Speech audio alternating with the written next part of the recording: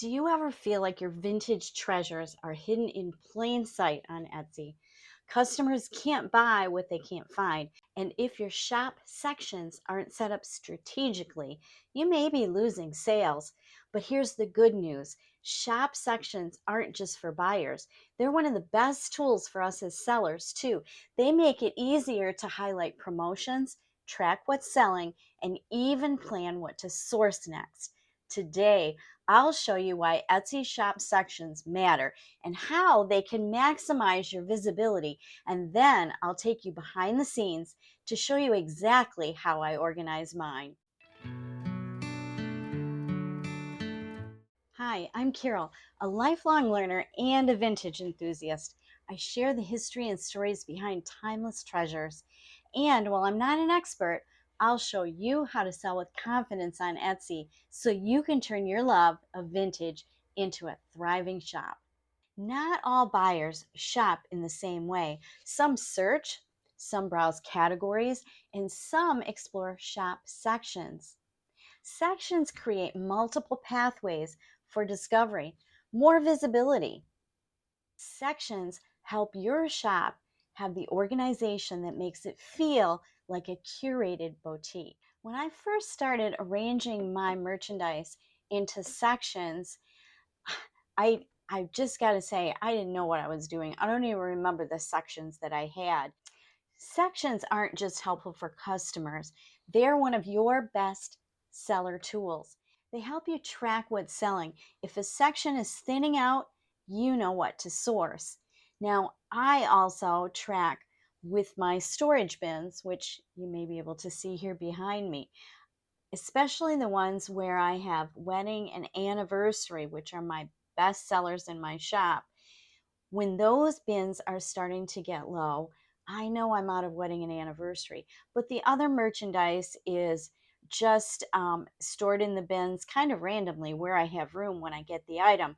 So it's really helpful for me to be able to look at my shop sections, see how many items I have in a section, and be able to just look at that one section alone to see where I might be a little light or a little heavy on merchandise. Shop sections help you keep inventory manageable as your shop grows.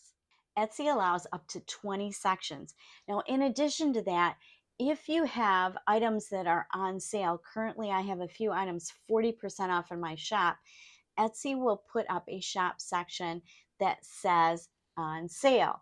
Now, that will go away when your items are no longer on sale. But you have 20 sections to play around with. You can organize your shop for easier navigation by your customers and you. You can also highlight promotions. Last summer, I had a good deal of 2022 and 2023 items still in my shop that I really wanted to get rid of. So I put them all into a section called Summer Clearance, and I put them 50% off. And that really did help, I think. Now, what I'm finding, and I'm going to talk about Etsy sales and discounts and ads in a whole different video sometime later this fall. But what I'm finding is when I put merchandise on sale, it takes it a week or two to kind of get in the system before people start looking at it. So I would say it's a really good idea to put the items that you want to have on sale into a certain section, like I did my summer clearance section, and just put it up for sale and see how long it takes before those items start selling. Now, this is kind of an aside, but I do want to mention it here. I create QR code graphics to use as extra photos on products that I don't have enough photos to equal 10. And I also try to put it into products like if I have a wedding cake topper, I put in a QR code graphic that can link the buyer to the rest of the wedding cake toppers in my shop. Let's take a look at some of those graphics right here. As you can see, I have a graphic for my Heritage Americana America 250 collection. There is my vintage Christmas QR code. I have one for vintage glass, I have one for ceramics, metals, and of course, wedding. So it's kind of my strategy to say I list a silver plate butter dish, I will put a link to the rest of my silver items in my shop via QR code in that listing also. And sometimes, if I have more room, I'll put a couple more. And so I feel like this is probably a good way to let people know that I don't just have that one item they searched for, I have other items as well. Now, here is the thing you need to be careful of. And if you'd like me to do a whole video on this, drop that in the comments. But here's the thing you have to be careful of. I usually have Chat GPT create my QR code. There are a lot of QR code makers out there. You can choose from many. Don't pay for it though. There are plenty that are free. When ChatGPT makes a QR code for me, I always test it with my phone on my computer screen and make sure indeed it does link to where I want it to link to. Okay. So that's just an aside, but that's something you can consider. One of the downsides of that, however, is if you do decide to change what kinds of sections you have, what you've named your sections, or if you delete a section, you probably need to go back and find all those places where you use that graphic and take them down so it doesn't confuse your customers. So as a result, I do not change my shop sections very often because I have these shop section QR code graphics in almost all of my listings. Now, there are several different approaches that you can take to naming your section.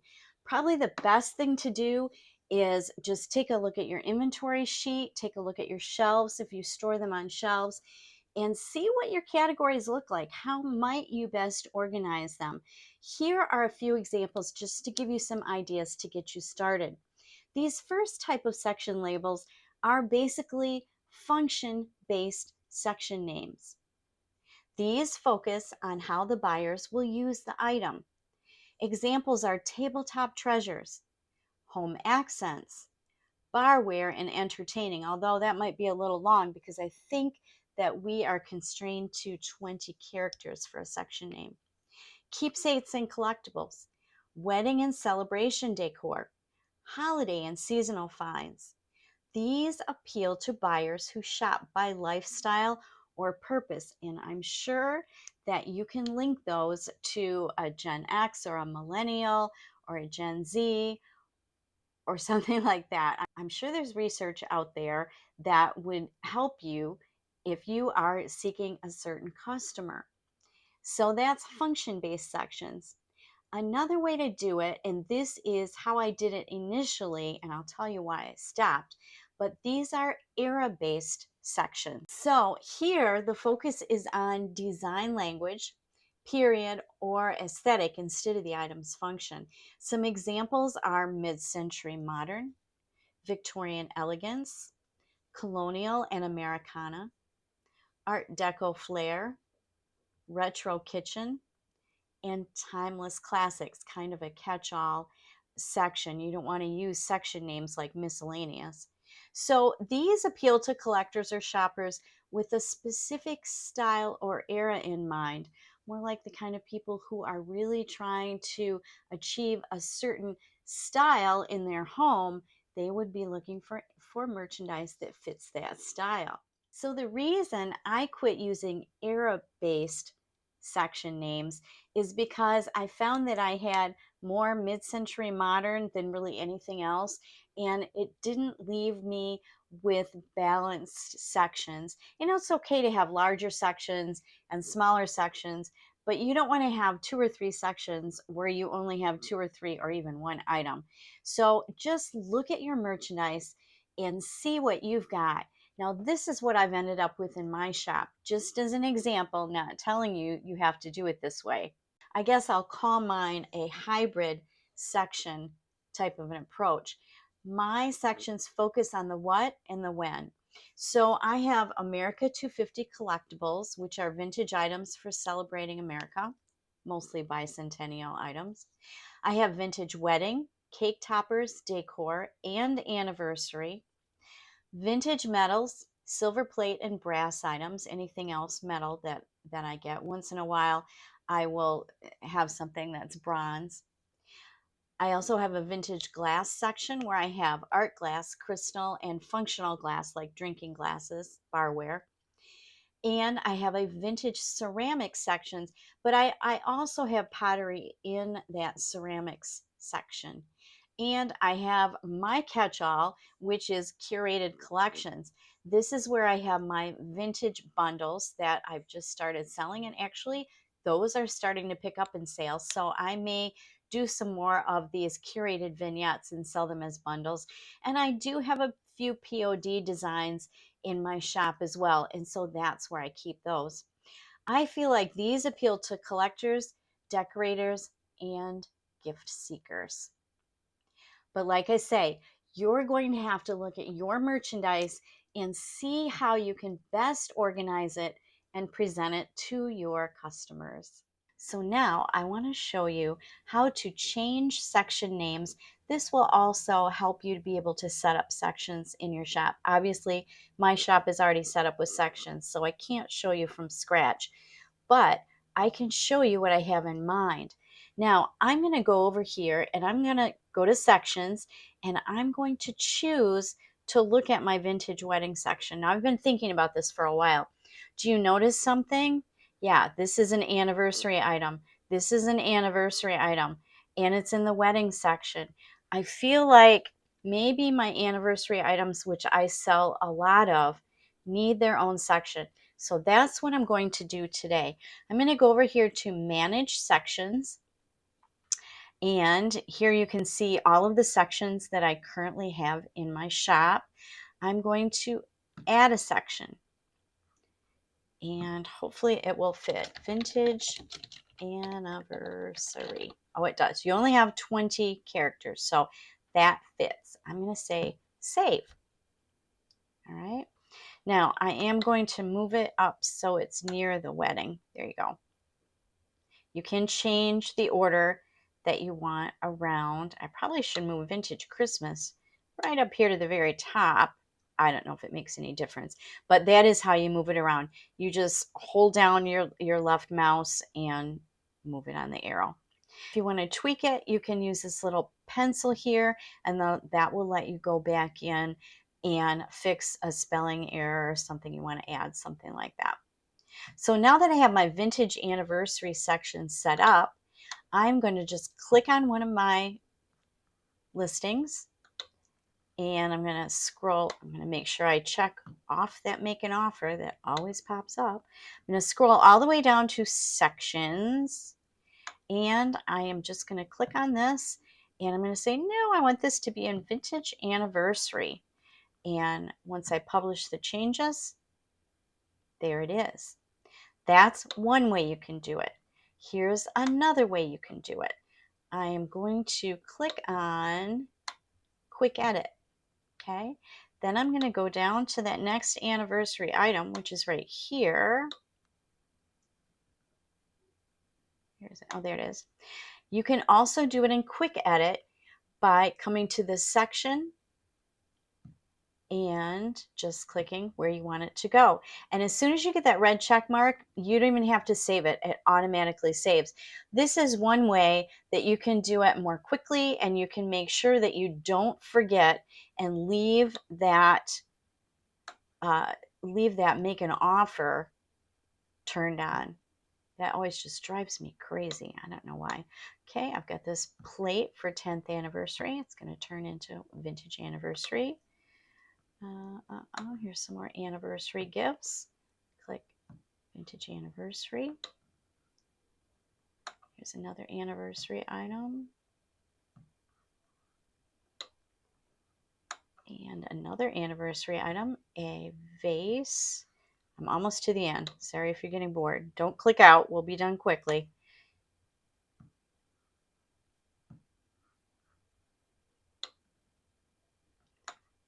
I'm a little surprised that this little piano trinket box with 50th wedding anniversary hasn't sold. I thought that was the most unique little thing when I found it. Okay, this will be the last one. I'm getting to something. Here we go. All right, so I've changed that all in Quick Edit. So I'm going to go up here and exit Quick Edit. Now I'm going to come over here and I'm going to say, okay, show me. everything. Oops. I have to refresh the screen.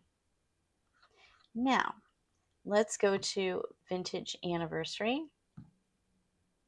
And voila, I've got all my anniversary items in one place. And I can see I'm down to 11 items. I can also quickly see I have only one 25th anniversary item, although I have another one to list pretty soon that I got on that Goodwill haul. So I can come in here and very quickly see, this is what I need more of. Now, likewise, I can now go into my wedding section and I can see, okay, so I've got 5, 10, I've only got 14 items right now. I would like to have about 20 to 25 items. So I'm always on the lookout for these, but I'm specifically going to be on the lookout for them from now on. Now, as a customer, just go right to my shop page. Only the sections that I actually have items in right now are going to show up. And like I said, this sale, these are the items that I have on sale right now. I did not have to make that section. Etsy makes that section for me. But I've got my vintage Christmas section. Whoops. America 250s collectibles. My here's my anniversary section, my wedding section, medals, and so on, and my Etsy seller resources. And let me just mention this right now. I have recently updated the listing checklist with all of the information on how to add variations. For those of you who bought this listing checklist before I updated it, I have messaged you through Etsy and made arrangements to give you the updated file for free. And all but 2 of you have gotten back with me. So that's pretty good. And I also have a gross profit margin pricing guide, which you can print out and carry around in your purse when you're sourcing merchandise. It will let you know what you can pay for an item in order to attain a 60, 70, or 80% gross profit margin when you sell it for a particular price. That's very helpful. I actually have that in my purse and I take that when I'm sourcing. So if you have any questions about shop sections, please put them in the comments below. Now remember, there are a few mistakes to avoid when you're setting up sections or reorganizing sections in your shop. Try not to use vague section names like miscellaneous. Also, avoid having sections with just one item because it looks like you either put it there by mistake or you forgot about it. And don't leave outdated sections just hanging around. As soon as my summer clearance was done this summer, I got rid of that section. And those items that were left, I put them back into my other sections if I wanted to leave them in my shop. For the most part, though, I pulled them and took them to my booth because they were already old merchandise to begin with. Point being, though, I did not leave that summer clearance section sitting around in my shop. So remember, sections aren't just labels. They guide your customers to discover hidden gems in your shop, and they give you, the seller, a clear way to see what's moving and what to restock. Try creating or updating one section this week, whether it's a seasonal section or a clearance section or just renaming one with better keywords. Little changes like that can make a big difference in visibility and sales. And after you do that, stick a comment down below and let us know how you tweaked your shop with either a different section or an updated section. And speaking of sales, let's jump into my favorite part of the week, what sold in the shop this week.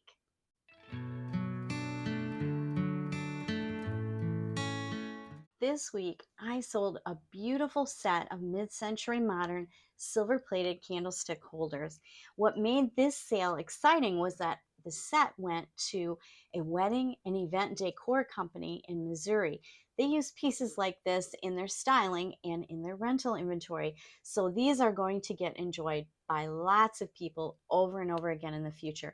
And that kind of makes me happy. These were vintage silver plate candlestick holders, 3.5-inch tall. They held taper candles. I sourced this in January at a Florida Goodwill in Brandon, Florida for $10.71.